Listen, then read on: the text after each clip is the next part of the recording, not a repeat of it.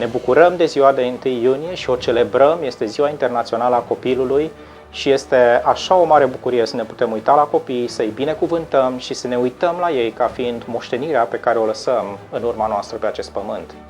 Însă pe lângă 1 iunie mai există ziua de 2 iunie, care este de asemenea o zi specială. Este Ziua Națională a Copilului Adoptat. Sunt unii copii care au două celebrări luna aceasta. A doua celebrare este cea a unei nașteri din inimă într-o familie adoptivă. În lume sunt zeci de milioane de orfani. În România sunt 3.000 de copii adoptabili în fiecare an, dintre care doar 1.000 sunt adoptați. 2.000 de copii anual își așteaptă încă familia adoptivă, deși toate procedurile legale au fost deja îndeplinite în dreptul lor, astfel încât să poată fi adoptați. Creștinii s-au implicat în această problemă din cele mai vechi timpuri. În Roma antică, în momentul în care un copil nu era dorit, era dus în afara zidurilor cetății, unde hipoglicemia, hipotermia, animalele sălbatice rezolvau problema existenței lor.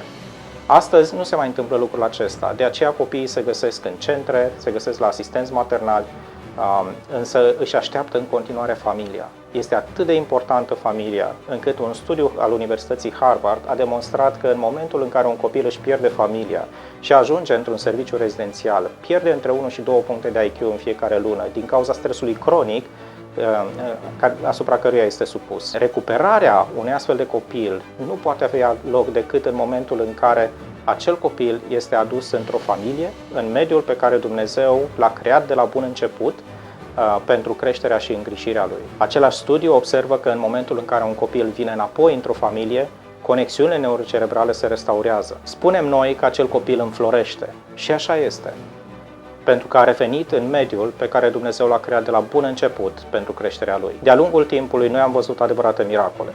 Copii fără șanse de supraviețuire care supraviețuiesc. Copii care nu au niciun fel de dezvoltare cât timp au fost în servicii rezidențiale, care ajung într-o familie și încep să cunoască progrese absolut senzaționale și astăzi putem spune că sunt copii recuperați. Dar lucrul acesta se poate întâmpla de-abia în momentul în care copilul își găsește echilibru psihoafectiv într-o familie, în acel mediu pe care Dumnezeu l-a creat pentru ei. Nu întâmplător, Apostolul Pavel folosește acest cuvânt al adopției atunci când dorește să exprime care este esența Evangheliei. Și o spune atât galatenilor, cât și romanilor, efesenilor. Aceasta este forma prin care putem să reintrăm într-o relație cu El. Aceasta este forma prin care noi putem să fim restaurați, reabilitați, prin care ni se dă un nou statut, acela de copil al lui Dumnezeu. Și mai este un lucru foarte interesant. Studiile de neuroplasticitate arată în momentul de față că un copil adoptat începe să preia arhitectura neurocerebrală a părintelui adoptiv. Se face un transfer de la părintele adoptiv asupra copilului adoptat, pe măsură ce relația dintre cei doi este mai puternică. Cu cât este relația aceasta mai puternică, cu atât acest transfer este mai puternic. Și acum gândiți-vă la metanoia, la schimbarea minții, de care noi avem parte atunci când ne apropiem de Hristos și cu cât relația noastră de Hristos, față de Hristos este mai puternică, cu atât schimbarea minții noastre, metanoia, transferul acesta este mai puternic. Sunt niște legături absolut fantastice pe care nu poți decât să le experimentezi.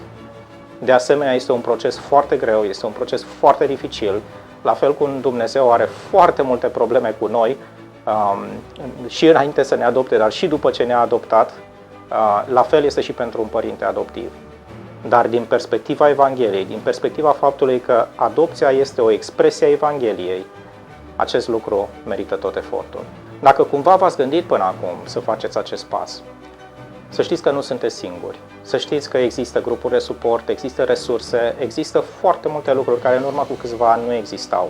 De la cărți, instruire, experiențe, rezultatele unor studii care ne ajută cum să interacționăm mai bine cu copiii cu istoric de traumă, sunt lucruri care vă pot fi puse la dispoziție. Spuneți-ne dacă aveți lucrul acesta pe inimă și vom face tot posibilul să vă ajutăm în tot acest proces. Și nu uitați, oricât de greu ar fi, este doar o palidă imagine a ceea ce Dumnezeu a făcut pentru noi.